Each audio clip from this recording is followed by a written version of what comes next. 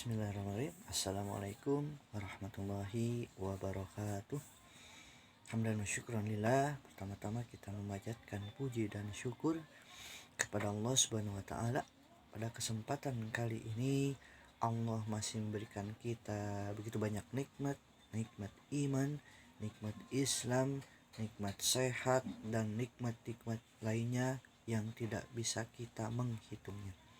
Salawat serta salam selalu kita curahkan, kita limpahkan kepada baginda Nabi besar Muhammad SAW, kepada keluarganya, kepada para sahabatnya, kepada para tabi'in, tabi'ut tabi'in, dan umatnya hingga akhir zaman. Amin. Pada kesempatan kali ini kita akan berbagi, kita akan sharing berkaitan dengan munakahat, menata langkah menuju walimah, atau kita sebut seminar pranikah. Oke.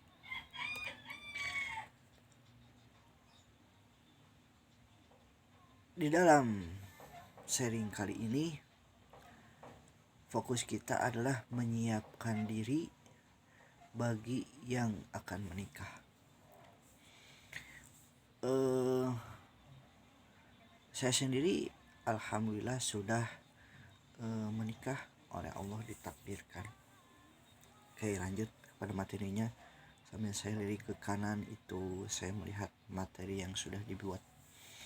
Nah, seminar pranikah atau mengilmui menikah sebelum waktunya. Saatnya untuk menikah dan tinggalkan pacaran. Ini yang pertama yang perlu disampaikan.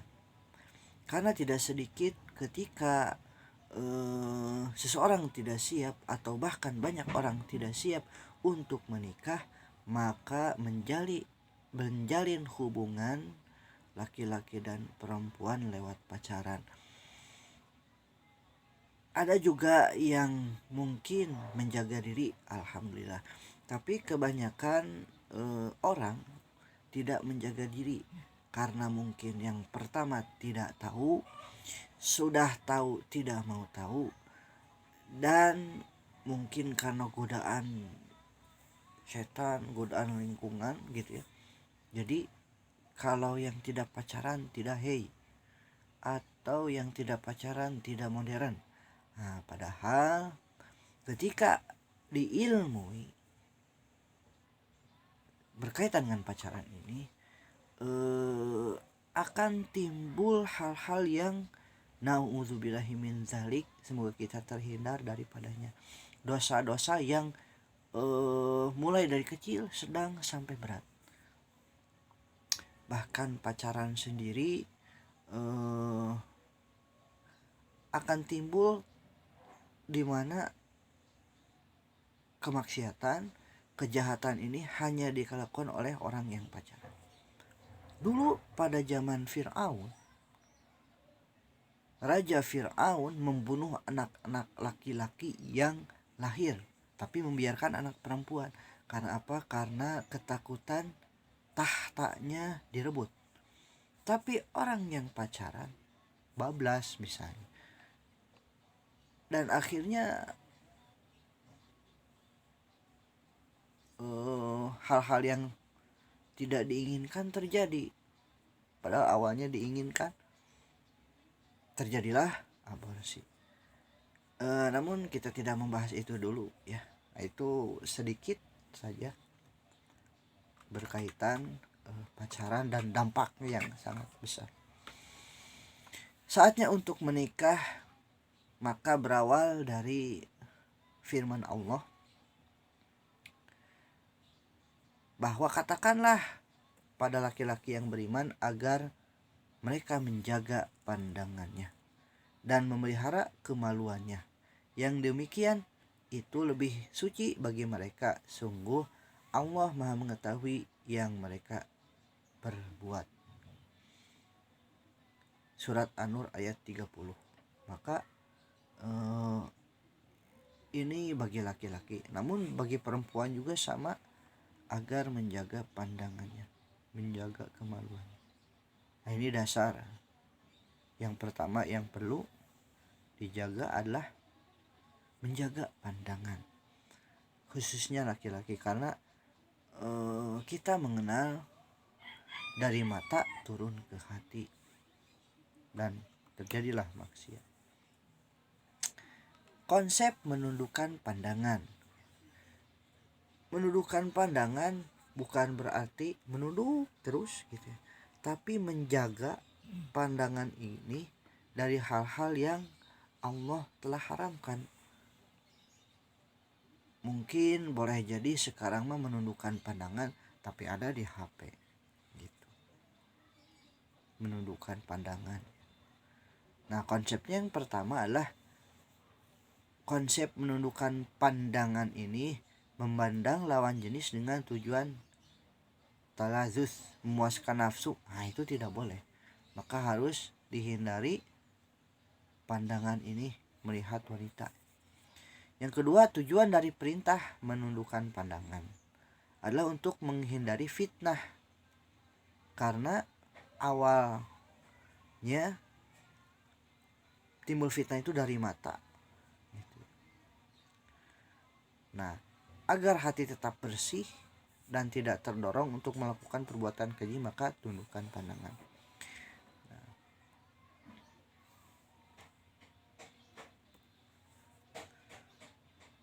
yang berikutnya ya, tadi yang sempat disampaikan lah, hindari pacaran. Pertama, pacaran penuh dengan kebohongan dan kemaksiatan. Ketika seseorang pacaran, laki-laki ataupun perempuan, pasti yang dilihat adalah yang baik-baik saja. Dan memang ketika pacaran, setan itu pintar ya, anak buah iblis itu pintar membungkus sesuatu yang buruk jadi terlihat baik. Dan sebaliknya, ketika itu baik maka dilihat jadi buruk. Nah, begitu. Itu pacaran ya. Jadi hindari pacaran karena pacaran penuh dengan kebohongan gitu. Yang kedua, pacaran berdampak sistematik bagi individu dan masyarakat. Dampaknya sistem. Boleh jadi ketika seorang pacaran menikah, maka kepercayaannya mudah goyah, tidak 100% yakin gitu. Yang pacaran, wah dia kan pacaran sama si Anu, mungkin melakukan anu dan sebagainya. Maka perlu digarisbawahi, pacaran bukanlah langkah menuju pernikahan, tapi pacaran adalah langkah menuju kemaksiatan yang lebih besar ya. Tidak sedikit dengan pacaran yang tadi pernah disebutkan, yang sempat disebutkan, dosa yang dulu dilakukan oleh Raja Fir'aun pada zaman dulu, sekarang dilakukan, bahkan tidak menunggu anak laki-laki, pokoknya mah ketika hamil aborsi saja, begitu ya. Yang berikutnya, tidak ada definisi yang jelas tentang pacaran, apalagi pacaran Islami. Ada juga yang berkedok pacaran Islami. Nah, itu sangat tidak betul ya. Itu keliru, tidak ada pacaran Islami. Boros waktu dan biaya, iya. Seharusnya kita mengingat Allah, tapi malah mengingat pacarnya. Padahal pacarnya mungkin sedang pacaran lagi sama orang lain. Gitu ya, boros waktu dan biaya. Bepergian dan berduaan dengan non mahram. Jadi maksiat lah ya. Tidak sedikit yang pacaran itu berhias dan mempercantik diri gitu. Bahkan di medsos ketika memposting dirinya, baik laki-laki baik wanita, itu sudah beberapa kali edit ya biar terlihat cantik, dan pas aslinya ya jauh gitu ya. Pacaran juga akan membangkitkan angan-angan dan zina hati. Jadi akan berangan-angan, sangat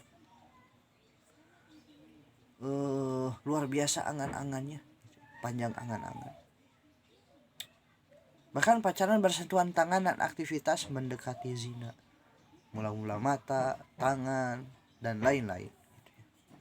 Mengubah pandangan dan rayuan, belajar berbohong. Lagi di mana? Lagi di sini. Padahal bohongnya. Kesedihan atau teror saat putus. Tidak sedikit kan yang ketika pacaran dia bunuh diri karena diputusin, melukai diri atau ya. Coba lihat mungkin di YouTube di apa ya. Ada yang rela mengiris urat nadinya atau enggak mau mandi misalnya, tidak melakukan sesuatu karena diputusin dan lain sebagainya. Nah, ada kalimat baik gitu ya yang perlu kita ilmui. Cara untuk belajar menjadi istri yang terbaik adalah melalui suami. Dan sebaliknya, cara menjadi suami yang terbaik hanyalah melalui istri. Tidak bisa melalui pacaran gitu, karena pacaran itu palsu ya. Nah, jadi pacaran hanya mengajarkan bagaimana menjadi pacar terbaik, bukan suami atau istri terbaik. Karena menikah adalah belajar menjadi istri terbaik bagi suaminya dan belajar menjadi suami terbaik bagi istrinya. Dan itu tidak bisa diwujudkan kecuali praktek nikah. Nah, maka perlu juga ketika sebelum menikah ini adalah meluruskan motivasi atau niat ketika menikah. Menikah ini untuk apa? Apakah untuk hawa nafsu saja? Yang jelas tidak, bagi orang mukmin, orang muslim. Pacaran itu adalah kenapa jadi pacaran ya? Pacaran itu adalah dosa dan menikah adalah pahala. Maka perlu diniatkan dengan baik. Innamal a'malu binniyat. Sungguhnya segala sesuatu kembali kepada niatnya. Hati-hati dengan niat ria dan sum'ah. Ria ingin dipuji gitu ya. Sum'ah ya berlebihan ya. Dan membedakan bersegera dan tergesa-gesa. Karena akan berdampak ketika telah menikah. Apakah samara terjadi, sakinah mawadah warahmah.